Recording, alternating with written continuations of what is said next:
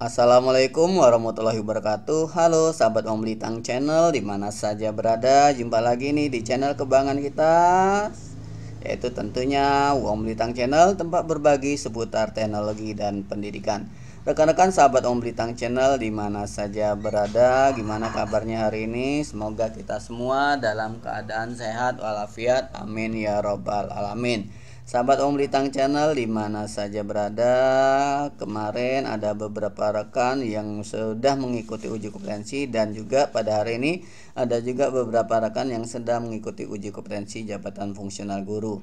Kami mendoakan semoga rekan-rekan yang sudah maupun yang akan atau yang sedang mengikuti uji kompetensi, kami mendoakan mudah-mudahan atau semoga mendapatkan hasil yang maksimal dan dinyatakan lulus uji kompetensinya. Amin ya robbal alamin. Sahabat Om Litang Channel dimana saja berada, kami melihat dari jadwal untuk pelaksanaan tes tertulisnya itu tanggal 10 dan tanggal 11. Nah, di sini khusus untuk jabatan fungsional guru ahli muda ke ahli madya itu ada pelaksanaan tes esai. Nah, karena ada pelaksanaan tes esai ini, kami mencoba mencari referensi tentang apa sih bentuk dari tes esai tersebut. Alhamdulillah kami mendapatkannya. Tapi ini hanya referensi dari internet saja. Nah, intinya apa? Ini hanya sebatas gambaran untuk rekan-rekan semua. Apakah ini keluar nanti di uji kompetensinya? Mohon maaf, kami mungkin tidak bisa menjamin. Tapi ini anggap aja sebatas menambah wawasan Bapak Ibu guru, rekan-rekan semua, untuk persiapan diri menghadapi uji kompetensinya. Sekali lagi mohon maaf yang sebesar-besarnya apabila yang kami share ini jauh dari yang Bapak Ibu harapkan. Ini sebatas membantu untuk menambah gambaran saja untuk rekan-rekan semua. Oke, kita coba masuk langsung ke soalnya. Soal yang pertama contohnya yaitu jelaskan perbedaan antara kurikulum tingkat satuan pendidikan atau yang kita kenal dengan KTSP dan kurikulum 2013. Nah, pembahasannya seperti yang kita ketahui, KTSP itu kurikulum yang berfokus pada pengembangan kurikulum oleh setiap satuan pendidikan, sedangkan kurikulum 2013 itu berbasis kompetensi dan memiliki kurikulum nasional yang ditentukan oleh pemerintah pusat. Yang berikutnya, yang kedua, KTSP itu lebih fleksibel dan memungkinkan sekolah untuk mengembangkan kurikulum sesuai dengan kebutuhan lokal. Sementara 2013, maksudnya kurikulum 2013 lebih terpusat dan memiliki standar nasional yang harus diikuti oleh seluruh sekolah. Yang berikutnya, nomor 2 soalnya contohnya, jelaskan peran dan fungsi pendidikan karakter dalam pendidikan anak usia dini. Pembahasannya, seperti yang kita ketahui, pendidikan karakter dalam pendidikan anak usia dini itu perannya sangat penting sekali, membentuk apa? Membentuk sikap, nilai-nilai dan perilaku yang positif pada anak. Sedangkan fungsinya yaitu membantu anak itu mengembangkan empati, kejujuran, disiplin, tanggung jawab, dan sikap positif lainnya. Dan juga pendidikan karakter itu membantu mengembangkan keterampilan sosial, mengenal dan menghormati adanya perbedaan di lingkungan sekitar maksudnya. Yang berikutnya yaitu untuk mempersiapkan mereka menjadi individu yang berperan aktif di dalam kehidupan masyarakat. Nah, itu untuk yang nomor 2. Oke, untuk nomor 3 contoh soalnya. Jelaskan metode pembelajaran yang dapat digunakan untuk meningkatkan keterampilan berpikir kritis pada siswa. Nah, salah satu jawabannya beberapa metode pembelajaran yang dapat digunakan untuk meningkatkan keterampilan berpikir kritis pada siswa antara lain yaitu pembelajaran berbasis masalah, pembelajaran kooperatif, diskusi kelompok, penggunaan studi kasus, dan juga penggunaan pertanyaan terbuka. Sedangkan metode-metode ini memungkinkan anak itu berpikir secara analitis, menganalisis informasi dan mengembangkan argumen, dan juga mengevaluasi dari berbagai sudut pandang. Berikutnya yang nomor 4. Jelaskan peran guru dalam pembelajaran inklusif. Nah, peran guru dalam pembelajaran inklusif di sini jawabannya adalah peran guru tuh sangat penting. Kenapa? Karena di mana guru tuh harus dapat menciptakan lingkungan belajar yang inklusif, menyediakan dukungan yang diperlukan untuk siswa dengan berkebutuhan khusus, dan memodifikasi pembelajaran sesuai dengan kebutuhan individual siswa. Guru juga harus bertanggung jawab mempromosikan kerjasama antara siswa dengan berbagai latar belakang, menghormati keberagaman, dan menghilangkan diskriminasi dalam kelas.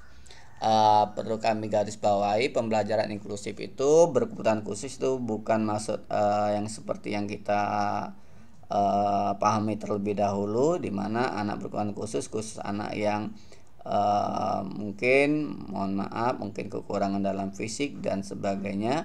Di sini untuk untuk informasi, inklusif maksudnya pembelajaran inklusif itu adalah yang berkebutuhan khusus seperti anak itu susah konsentrasi atau ada masalah dalam konsentrasi belajar, masalah dalam keluarga, atau dalam masalah apapun tentang pembelajaran. Nah, itu juga termasuk dari inklusif. Jadi inklusif itu lebih luas lagi pengertiannya sekarang, berkebutuhan khusus pada khusus dalam arti mungkin minat, konsentrasi, dan sebagainya. Selain ini kebutuhan khusus seperti pemahaman sebelumnya.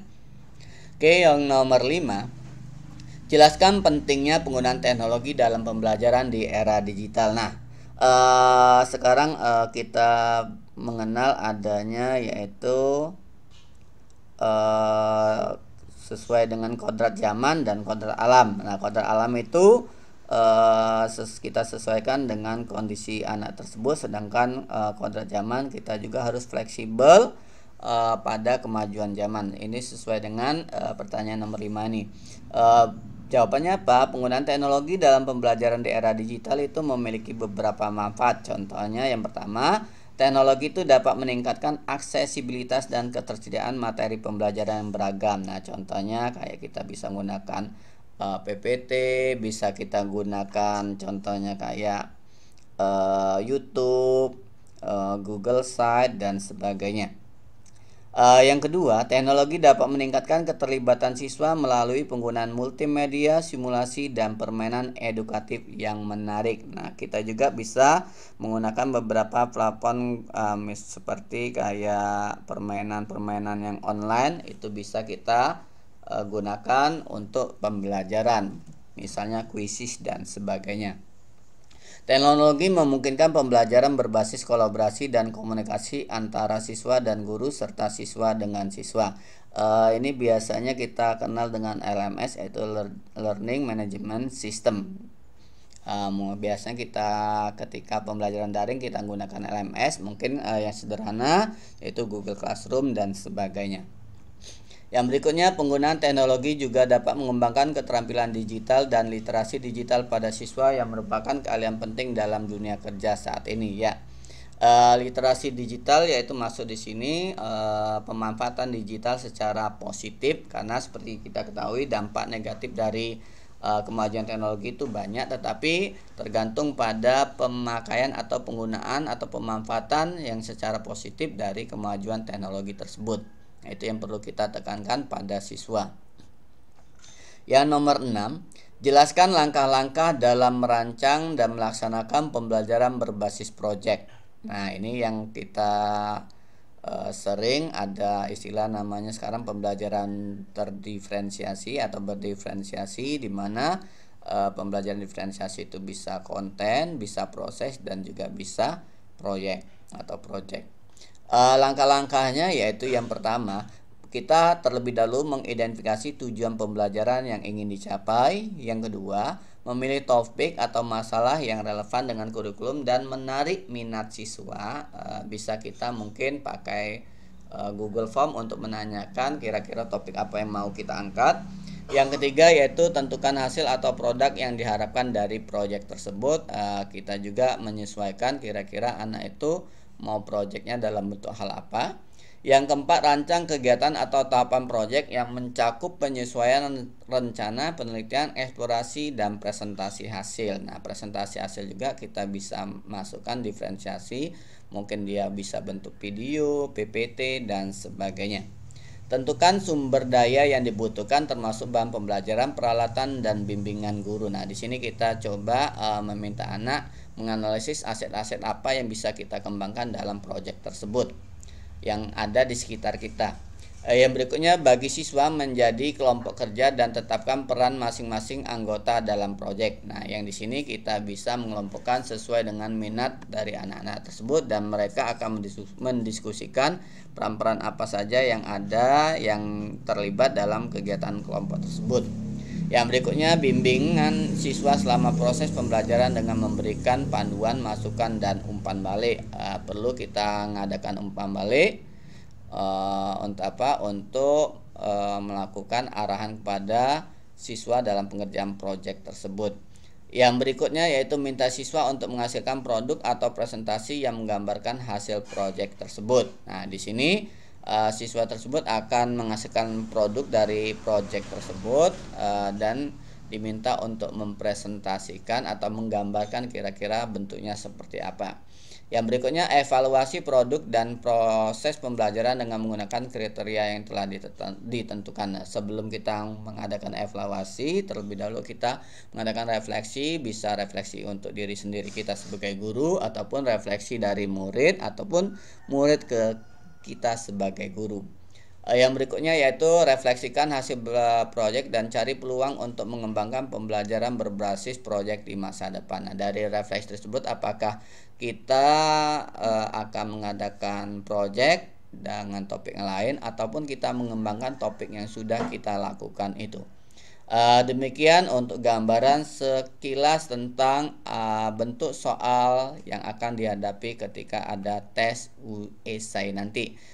Seperti yang tadi kami jelaskan atau kami utarakan, ini hanya sebatas gambaran saja. Mohon maaf kalau gambaran ini melenceng jauh dari yang kita perkirakan ketika menghadapi uji kompetensi. Niatnya kami yaitu ingin berbagi, membantu rekan-rekan semua, minimal kita bisa menambah pengetahuan atau wawasan kita terkait dengan pembelajaran atau terkait dengan kita sebagai pendidik atau guru.